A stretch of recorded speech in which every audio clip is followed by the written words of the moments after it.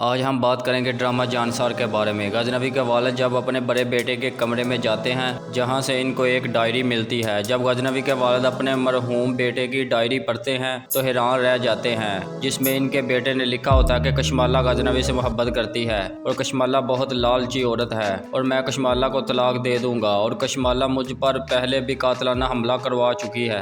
और सब सच सामने आने के बाद कशमाला ने मुझसे माफ़ी भी मांग ली है, मगर मुझे कशमाला पर यकीन नहीं है और हो सकता है कशमाला मुझे कत्ल करवा दे। दूसरी तरफ दुआ जाफ़र की मदद से सरफराज को अगवा करवा लेती है और एक पुराने घर में जाकर कैद कर देती है। दुआ जाफ़र को कॉल करती है और कहती है काम हो गया है, तुम कशमाला पर नज़र रखो, क्योंकि कशमाला जब सरफराज को कॉल करेगी तो सरफराज का मोबाइल बंद होने की वजह से कशमाला को शक हो जाएगा। इसके बाद दुआ सरफराज के सामने जाती है तो सरफराज हैरान रह जाता है और दुआ से कहता है तुमने मुझे धोखा दिया और अब मैं तुम्हें नहीं छोड़ूंगा। जिस पर दुआ सरफराज को कहती है तुमने मुझे पहले भी धोखा दिया, फिर मेरी बहन की ज़िंदगी बर्बाद कर दी और फिर कशमाला के साथ मिलकर फिर से मेरी ज़िंदगी बर्बाद करने की कोशिश की और तुम मेरा कुछ नहीं बिगाड़ सकते, क्योंकि मैं तुम्हें यहाँ ज़िंदा नहीं रहने दूंगी और अगर मैं तुम्हें छोड़ भी दूँ तो कशमाला तुम्हें कत्ल करवा देगी, क्योंकि मैंने तुम्हारे मोबाइल से सब सबूत हासिल कर लिए हैं और तुमने जो गोल्ड के करेज कशमाला से लिए थे वो भी पुलिस तुम्हारे घर से बरामद करवाएगी